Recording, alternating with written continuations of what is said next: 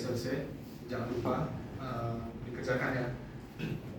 Terus ketentuannya itu game yang kalian buat itu bukan game project ya, jadi game di luar project, teman-teman buat masing-masing, nggak ada kerja tim. Jadi kalau nanti waktu koreksi saya bukan sama tugas gamenya, berarti nilainya akan dibagi dua ya. Ya, jadi simpelnya teman-teman cuma bikin mini game ya, sekreatif teman-teman. Saya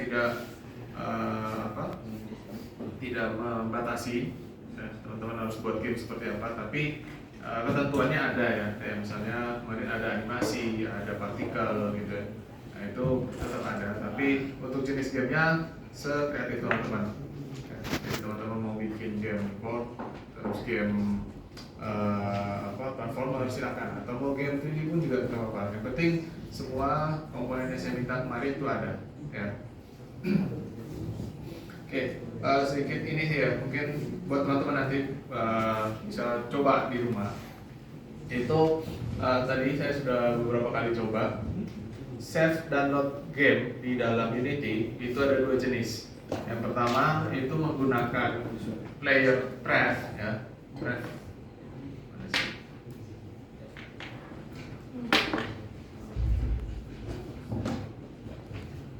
Nah ini player pref.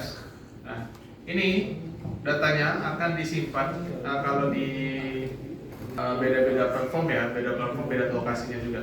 Nah ini kalau player pref itu cukup simpel ya, teman-teman tinggal panggil nama ini kelasnya player pref, terus set tipe datanya apa. Misalnya teman-teman mau simpan skor atau current health atau mungkin posisi, itu juga bisa. Tapi tipe datanya terbatas ya, tidak sebanyak JSON hasilnya gitu ya.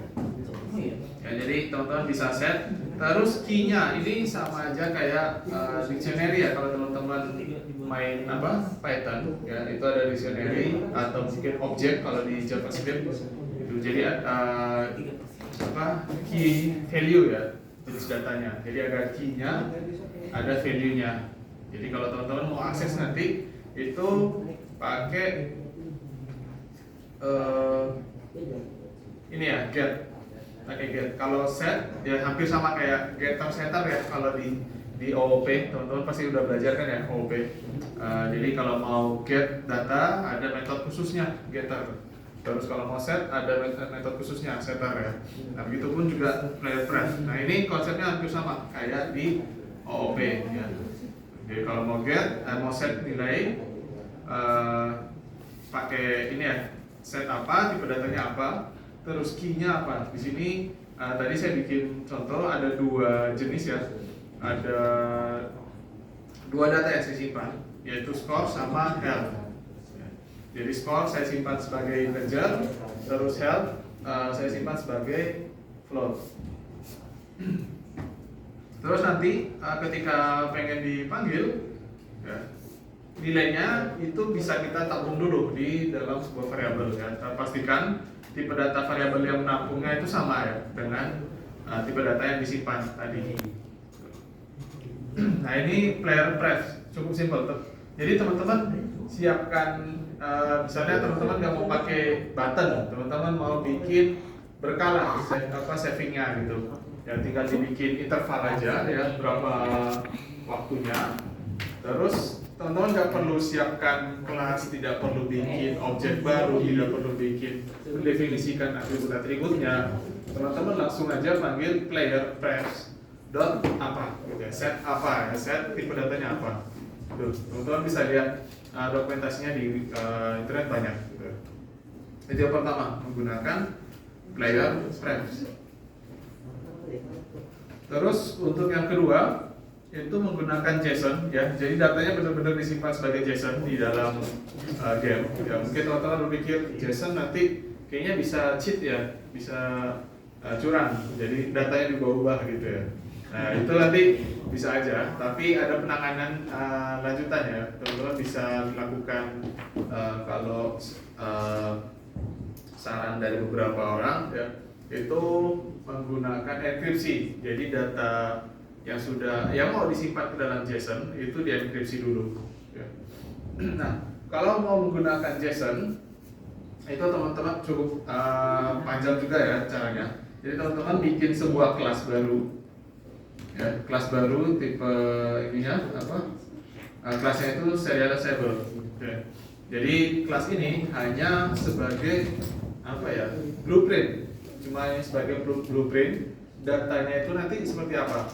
Nah, di sini kita definisikan atribut-atributnya itu kalau di sini ada 3 ya, masih sama. Mungkin tambahannya player position ya. Atribut yang pertama itu score, terus atribut yang kedua ya, itu tipe datanya sama dengan player pref tadi.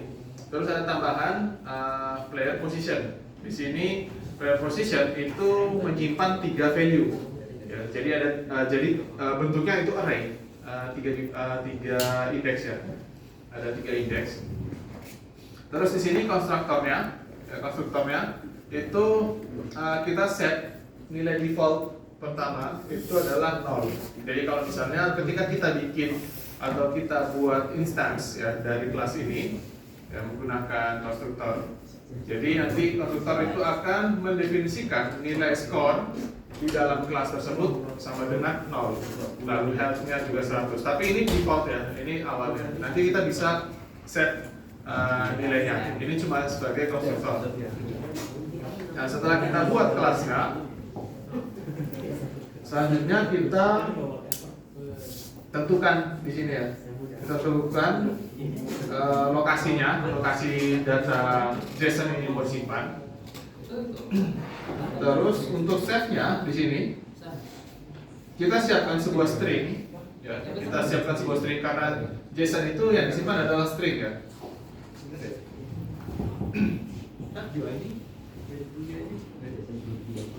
Sorry, kita ada tulisan tadi ya. Di sini ya. Nah, untuk simpan itu kita buat dulu, kita deklarasikan sebuah objek dari kelas tadi player data itu yang yang terdiri dari 3 atribut tadi ya, health, score, sama position. Kita definisikan objeknya, terus kita set nilai setiap atribut satu-satu. Nah, mungkin kalau misalnya teman-teman pengen nanti bikin metode khusus ya untuk setup, bisa aja. Jadi teman-teman tinggal data dot metodenya apa. Ya, kalau ini masih manual, masih satu-satu ya, manggil setiap atributnya, karena atributnya di set public ya. Nah, masih di set public, jadi bisa. Nah, sebenarnya kalau main seperti ini ya, datanya itu kalau bisa ini di set private. Jadi tidak bisa diakses dari luar. Jadi kita cukup sediakan sebuah metode, ya, sebuah metode public gitu ya, metode public untuk bisa set nilai ini. Dan begitu pun juga ketika kita ingin mendapatkan nilainya, kita bisa set, kita bikin metode getter ya, sifatnya public. Jadi setelah kita set satu-satu nilainya ya, dari setiap atribut, selanjutnya kita tinggal panggil ini, kita jalankan ini dari JSON utility to JSON. Itu artinya apa? Data yang bentuknya tadi kelas, objek itu di convert menjadi JSON ya, string JSON. Kalau di JavaScript itu stringify ya, kalau teman-teman main JavaScript itu ada namanya stringify. Jadi data di convert menjadi string JSON, terus ditulis ke dalam lokasi yang sudah ditentukan tadi ya, lokasinya di sini. Application persistent data file ini bawaan dari Unity ya. Nah, untuk nama filenya bisa di-set sesuai keinginan kita. Nanti mungkin teman-teman bisa coba explore ya. Tapi konsepnya kalau player pref tadi langsung plug and play ya. Mirip, kita tinggal panggil fungsinya, kelasnya dan beserta metodenya. Lalu kita set nilainya. Sedangkan kalau pakai JSON agak rumit ya, kita harus buat kelasnya dulu, kita bikin metode-metodenya, atribut-atributnya. Kalau misalnya pengen atributnya aman, kita bikin metode khusus gitu ya. Jadi nanti teman-teman bisa berkreasi ya, gitu ya. Nah, ini mungkin nanti akan saya minta juga di UAS ya, di project teman-teman akan ada save and load data juga. Jadi silakan teman-teman explore ya. Kalau misalnya ada teknik lain di luar ini, yang di luar yang kita pelajari ini, silakan monggo teman-teman bisa pakai juga.